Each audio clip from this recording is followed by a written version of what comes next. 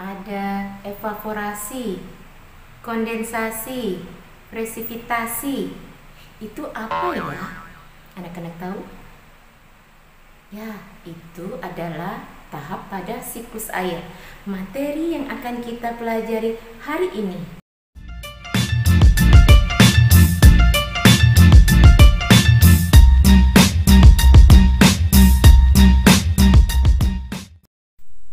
Assalamualaikum, salam selamat dan sejahtera. Saling mendoakan di antara kita. Jawablah, waalaikumsalam. Assalamualaikum warahmatullahi wabarakatuh. Halo anak-anak semua, apa kabar hari ini? Semoga hari ini anak-anak selalu sehat walafiat dan tetap semangat dalam belajar.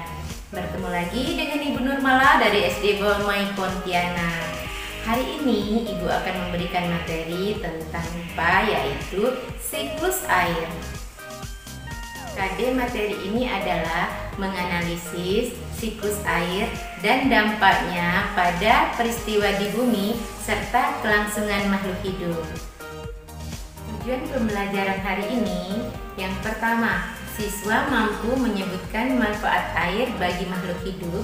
Yang kedua, siswa mampu menyebutkan tahapan pada siklus air. Yang ketiga, siswa mampu menjelaskan proses terjadinya siklus air.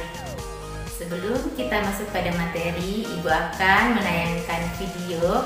Simak dan perhatikan video berikut.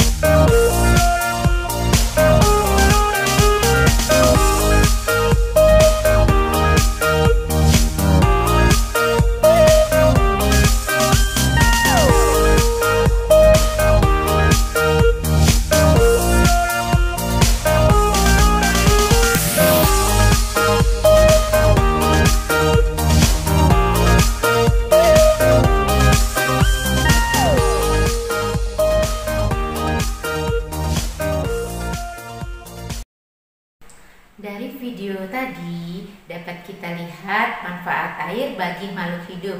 Yang pertama bagi manusia apa saja? Untuk mandi, berwudu, untuk minum, sarana transportasi, wisata, dan banyak lagi yang lainnya.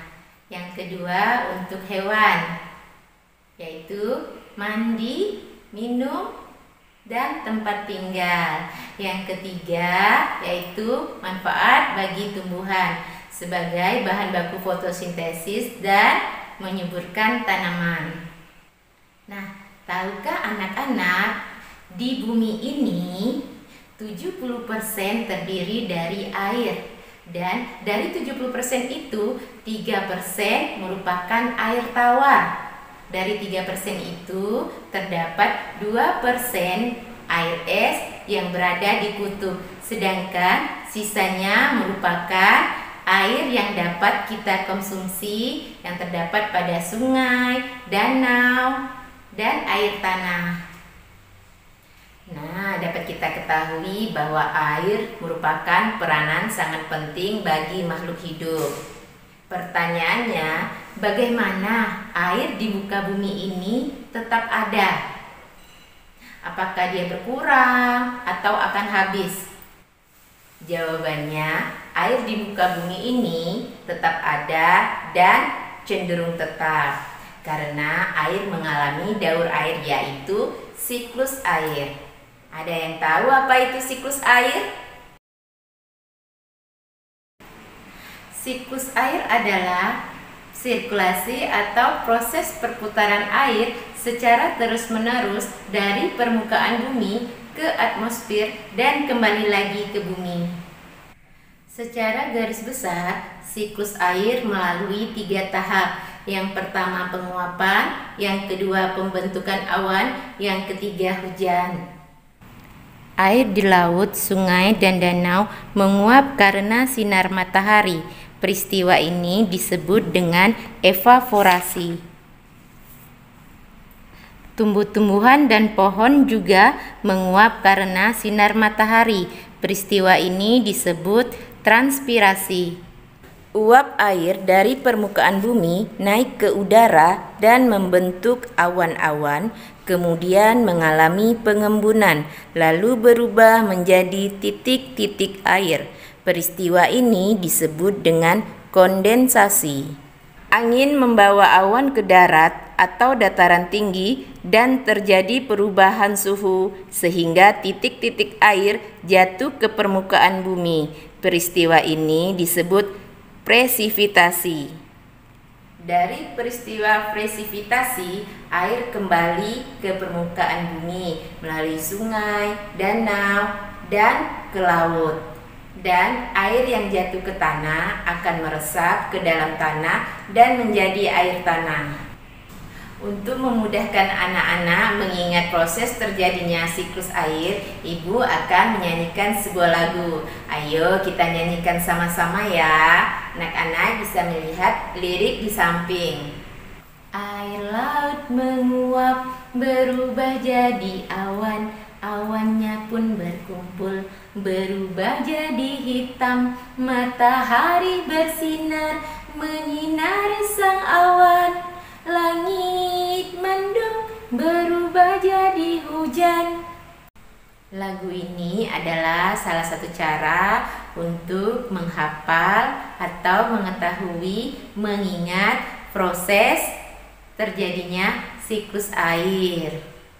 Siklus air tadi ada 3 tahap. Yang pertama apa? Ayo diingat. Penguapan atau disebut juga evaporasi. Yang kedua, pengembunan, membentuk awan atau disebut juga kondensasi. Yang ketiga, titik-titik air turun ke bumi sebagai hujan. Proses ini disebut dengan presipitasi. Dari proses siklus air tadi dapat kita ketahui bahwa air di muka bumi ini cenderung tetap. Nah anak-anak, itu tadi rangkaian proses siklus air. Kita sebagai makhluk hidup wajib menjaga kelestarian air agar air tetap bersih dan dapat kita konsumsi dan kita gunakan secara terus-menerus. Karena jika kita tidak menjaga kelestarian air, maka air dapat tercemar dan jika kita konsumsi maka dapat mengganggu kesehatan makhluk hidup. Berikut cara yang dapat kita lakukan untuk menjaga kelestarian air. Yang pertama, menjaga lingkungan. Hal yang paling sederhana adalah kita membiasakan diri membuang sampah pada tempatnya. Karena kebiasaan individu kadang sering membuang sampah sembarangan. Coba anak-anak perhatikan jalan raya. Masih ada sampah yang berserakan di jalan.